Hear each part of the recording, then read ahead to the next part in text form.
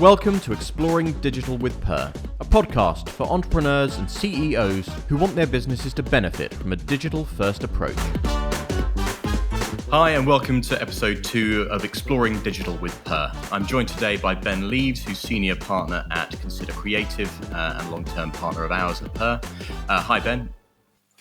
Hello, how you doing? I'm really well, thanks. How are you? Yeah, not too bad. Excellent. You have to trying to get.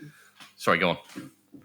No, I was just saying. Obviously, we're all experiencing some new territory at the moment. So happy to share any insight and learnings. Absolutely. So, do you want to, for the audience, just explain what Consider is and what Consider does so well?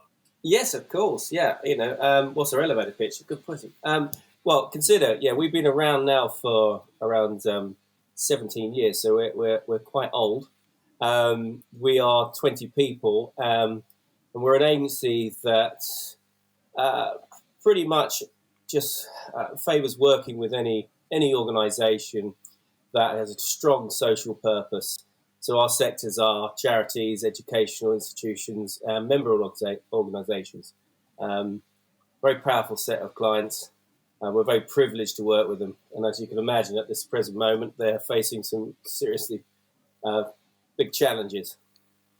Excellent. Great elevator pitch. I tried, Good stuff. For those of you who don't know, Purr is a digital technology consultancy. We work with all kinds of startups, professional services, and other agencies to provide development services.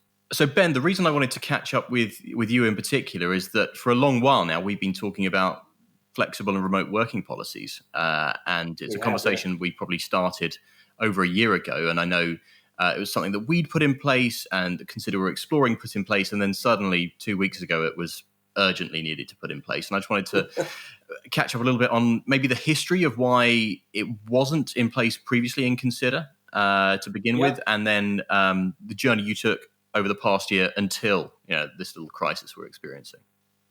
Sure. Yeah. Well, I suppose, first, why hadn't it been done before? I think why, because as a business, as individuals within a creative organisation, there's a real desire to be around people. When you're coming up with ideas, it's great to spar off each other. The idea of working remotely sort of jarred with that sort of creativity and that vibe. And we have we're really blessed to have a great bunch of people that really get on well, and they like seeing each other.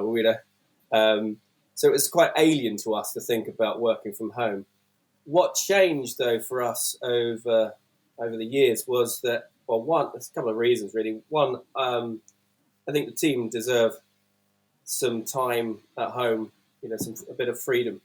They work really hard, and it's very clear that people are looking for that, just a bit of headspace moment, a bit of quiet time. The studio can get very busy. But also on the other side of that is that London's, you know what it's like, the pricing of rent, and it's huge, the cost associated to businesses in London. And I'm trying to look ahead and think about what does Consider look like in 5 years' time. And one of the things that sort of dawned me is that the rent prices, the size of the property that we're going to need as we grow and expand, will mean that our costs would have to go up, and that doesn't fare well with our clients. So we were trying to see how we could expand on that working from home, so the studio wasn't always full each day of the week. Well, I think one other interesting factor is that at the same time as considering this new policy, Consider had also taken on space in a WeWork around the corner. So it wasn't it wasn't like you still had this vibe of everyone being in one building all the time. So there was going to be a certain amount of sort of additional trust given to employees as part of that process. Oh yeah. Yes, absolutely. I mean, trust is quite an interesting one. For us, we've never had an issue with trusting our team. They're just the most incredible bunch of individuals I've had privileged to work with in my whole career. That wasn't part of our concern, really, from working from home. It probably technical issues would have been mainly my concern. Setting them up with remote working files. I mean, I spoke to you, a couple of weeks ago, didn't I, Nick, about our design files are such large, sizes that we were worried about how would they have access to that in a cloud and download and upload and all that sort of thing. really we were worried about that sort of thing than the team themselves and actually their productivity. They're relentless. So it's more about that than anything else was technology and how that assists us. So on that topic, I mean, as a company that's Yeah. been around for 17 years, which is a significant amount of time for an agency, Yeah. over that time, I guess we've seen a few things. One, we've seen sort of internet speeds increase, but also file sizes increase dramatically. Like the size of an asset that you're working on will be 100 times what it was 10 years ago. Absolutely. And the processing power of computers and capabilities of computers have increased at the same time. How early on did you put your your previous work infrastructure in place? Because I know you guys have a file server in the office, but most people tend to work off Mac Minis and screens, which is a very kind of traditional, well, I wouldn't say office setup, but certainly agency setup. And how early on did you sort of take that route with things? Because certainly from our perspective, we started off with terminal computers, a big iMac with a big screen. But what happened even in our only 7 years of business is that the capabilities of laptops grew so much that a good laptop was pretty much interchangeable with a reasonable desktop. So just keeping up with that trend was a big opportunity for us to go remote. Yes, I think. We have more laptops in our studio than we've ever had, but I know it really depends what sort of work you're working on in the creative industry. It's very It's very expensive to buy a laptop that has the power to render high-res images. When you're retouching. Yeah, video and certainly buying external monitors that do color correction well enough. Absolutely. So we've lent towards a desktop computer. I think that's the right terminology. But from a Mac Mini perspective, because it was portable and we could hide it. We some years ago, quite some time ago, we were unfortunately we had a robbery and they took all the shiny Macs, the iMacs. So ever since then, we've bought the Mac Minis because they're easily lockable away. Yeah, slightly less glamorous. It's slightly less good. The daft thing was they took all the Mac Minis, but the most expensive thing we had in our studio was the server. Yeah. Which thankfully they left, which is the most important part, actually. So have you guys had an internal file server from day one, effectively? Yeah, well, my business partners know we worked together at an agency before we started Consider, and so we learned a lot there. They had all the server systems up and running, so we were sort of we grew into we already knew that we needed that sort of infrastructure from day one. So it was right from the outset we had a server somewhere to back up, because we obviously you can't trust your own machine. I've had many laptops that suddenly just crashed and I've lost everything on it. So it's part of our process, as always has been, to do your work on your desktop, put onto a server at night at the end of the day. And I think certainly that's, in my experience, how creative video agencies in that realm have tended to work, because of the file sizes that you mentioned. Yes.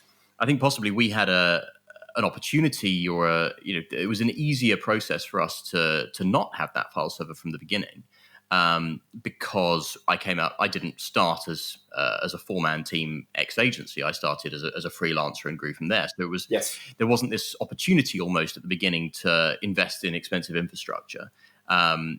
And I think very early on, probably almost from day one, I was using Google Drive for pretty much all file storage.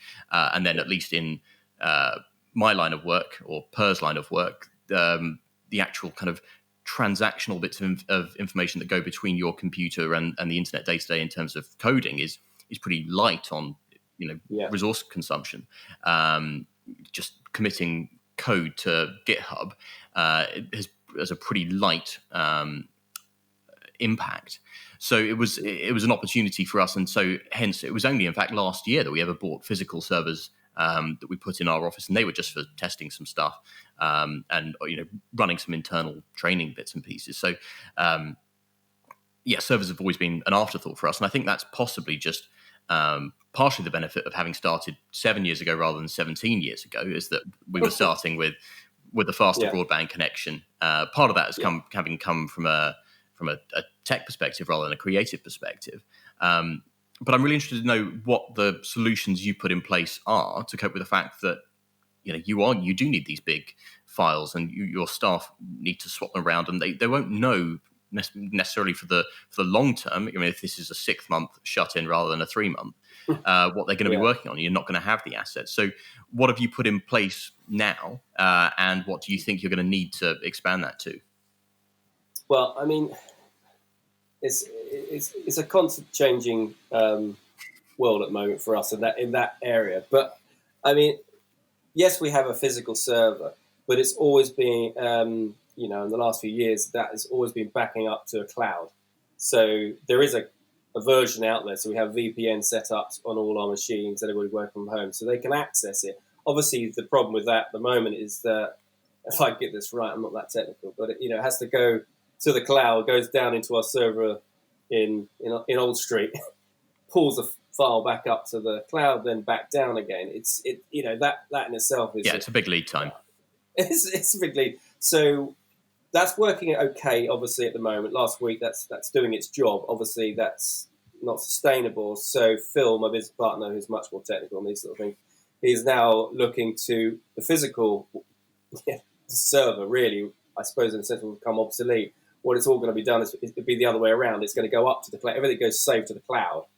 There may be a backup on a drive in our studio. That's up to grabs, but we are going to go completely to the cloud. I think we've realised, when we started this working from home process, we sent a questionnaire to all the team that sort of talked about what their infrastructure, but mainly what their internet download and up speed were and things like that. Most of our team are London-based, so they got some pretty good internet connections going on. So it suddenly dawned on us, actually, are we worrying about something that maybe not that much of an issue? Maybe they think about the work they're doing the night before. If they need to download something quite heavy, they do it the night before. That sort of process. It's a good idea. But it really is a bit of the story might change in a week's time. We're just sort of settling into it. I mean, I think I even spoke to you, Nick, a couple of weeks ago. And said, do I just put the whole drive onto a load of USB drives? But well, it's possibly a good short-term solution. But that's the thing. Not a bad backup to have in place if, let's say that internet services start to struggle a little bit over the coming weeks with the sheer volume. It's possible. It's worth having that as a backup just to keep things going. Yeah. I think we have to think about security, though, as well with our clients. We can't have these drives going across the country. So we have to think about what drive it is, fingerprint drive, this, that. So, we're treading carefully at the moment on that sort of thing. I'm hoping, obviously the internet providing issue, going forward, this cloud-based solution will work for us. I think there's probably more fear, or not fear, maybe that's a bit too strong, but, history's made us think, it's not possible. I've grown up with a dial-up, for instance. I'm probably still in my head psychologically thinking, how's that going to work? Yeah, absolutely. Things have moved on, but that's what we're going towards at the moment, cloud-based. And I guess the other thing to consider is, well, look, the other side of this. What do you think your remote working policy looks like? What does it look like, or how's it working for us? The other side of this. I mean, let's say we're all allowed to go back to our offices. I see. What do you think will have changed in Consider as a result? I without that question, I was thinking about. I think yesterday I was saying to the team, I hate what's going on. Obviously, we all do. It's absolutely horrific. But I am truly excited about what it will mean for us all. As a business, has to consider what could it open, what doors could it open. I think obviously from monetary value, from a business perspective, it's going to open up more scope to work with clients that are further away, further afield. Clients are very open to working through technology. I was literally presenting on Friday to a client that was sitting in South Africa. There's no question, doesn't matter. So I think that's going to help us. I think our team will realise that working from home doesn't mean that they don't get the interactions. I mean, the guys are working on process to how to do creativity, how to do creative whips. So that the collaborative, you're still working, but through technology. So what does it mean for us? I think it just opens up a few more doors for us, a few more opportunities, and consider 10 years from now, 5 years from now, if we can't afford bigger spaces because we're being outpriced, it won't hinder us. I think we can work better by having, remote teams, and also teams that are based in London. So, working with a different model there, maybe meeting up as a whole group once a month, or, accounts team come in 1 week, creative team comes in next week. Some sort of model that would allow us to grow but not increase our overheads. That's a really good point. I think the other benefit, specifically with the creative sector, is I think for so long there's been this perception that in order to get a job in the creative world, you've got to move to London. And as a result, it's made it disproportionately skewed towards people whose parents live in London or whose families can support them to get set up in London whilst they do something very low paid and cut their teeth in the sector. And I think what's incredible is that post this, what's the barrier to entry of hiring someone further afield? And not having that reliance on coming to London. Yes, London will always be a creative hub. We really hope it gets back to being a creative hub. But you don't need to be there every day, maybe. Absolutely. I mean, it's quite funny. I know that you'll be very much. I worked in digital for a long time as a creative, so I was very used to working with developers I hadn't even met. You'd have phone calls from all over Europe. I think we had front end developers in America. Absolutely, yeah. It doesn't make a difference. You still get the same result. I think it's going to change the way we work dramatically. I think there is a side of me that wonders whether we'll go through this if it goes on for so long. I mean, if they're talking about 3 months, possibly longer, it might have the reverse effect where we might realise, actually, I really do miss people. I really do need that physical contact in a sense of being in the room. But who can tell? I mean, I don't know. I mean, it's too early for us to think about that. But I am looking forward to what it means for business. I mean, there are many great agencies across, out of London now. There's huge agencies that are not based in London. So I think what's interesting is if you look at the Spencer Gallagher mindset and lots of the kind of agency nomics type approaches, is that regional agencies have always been encouraged to set up a London office because you'd be less likely to win a big client or to be acquired if you didn't have that London presence. Even if that was an acquisition your agency made, just to have that foothold. And I wonder whether that will change longer term. I mean, look, there's going to be pros and cons to whatever comes out after this. For Purr, I think we've got to justify again why you would use a local London development agency, because the fact that we're in London isn't so much of a benefit to you anymore. Especially if you're not able to come and see us physically. I think a lot of this will be down to our clients. Really, it doesn't matter actually as us as individuals and our agencies how we feel. It's the client's perception and needs. Because I mean, a lot of that may be what's going to change a lot. So our clients love face to face, which for Consider has been really important.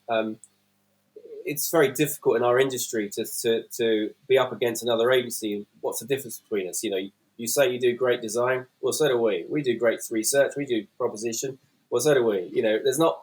It's people at the end of the day that win you a client within our sectors. Absolutely. But it's such an opportunity to differentiate yourself. If your model was based off your location or how cool your office was, or your history of taking clients to the pub, what is it that actually makes your agency special? And I think the people who come through this really well will be the ones that work out what it is that they do that's so great about their process or their approach or their mindset, rather than really what cut you out as a great agency in the 80s, 90s, and early noughties. Well, maybe that's the advice here is that don't rest on your laurels. There is change afoot for us as agencies. Absolutely. So if you do have a shiny boardroom, that's not what's going to win it.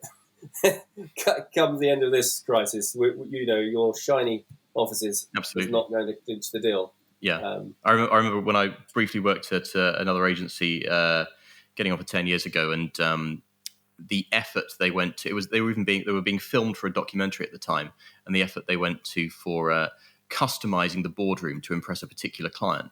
For the experiential side of a client meeting that an agency would go to was quite insane, really. And you think, well, what can you do now to make that special? And we're just going to have to be more innovative and more creative in a disconnected way, in a remote way. And I think that there'll be more that you can do in terms of sending someone something physically rather than them coming to you. Yeah. Whether that's a bottle of wine or something.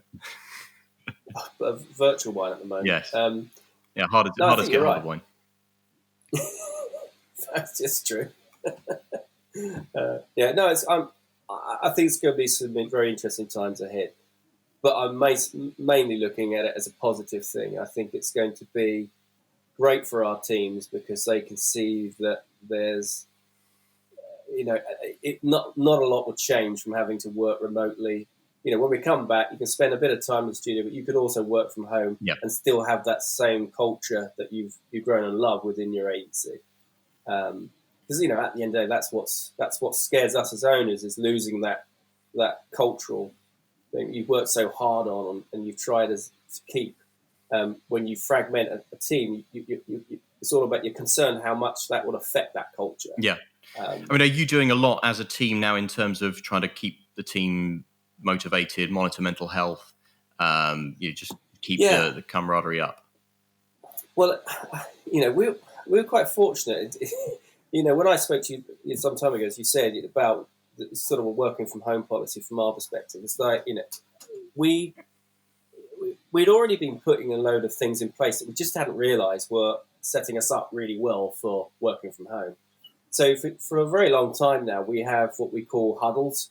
So twice a week, we'd always catch up on, just talk. Everybody would talk through what they're going to do that day. So it's just a nice moment to catch up. You've got Monday briefings where the studios come in.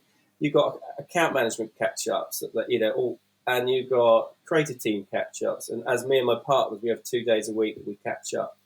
So these sort of things that we put in place when we were actually in the studio have lent themselves well to where we are now. So we still carry those on just through Google Chat. So they're happening every day. There's something going on with the team are catching up. And I think that's really important, and it's really important for mental health. It's basically being present and knowing there's someone there to chat to. I think that the team have even worked on another idea of having like a session where they could have beers. So there's no work talk, but once a week we're just going to get together. Thursday night, let's catch up and have a beer together.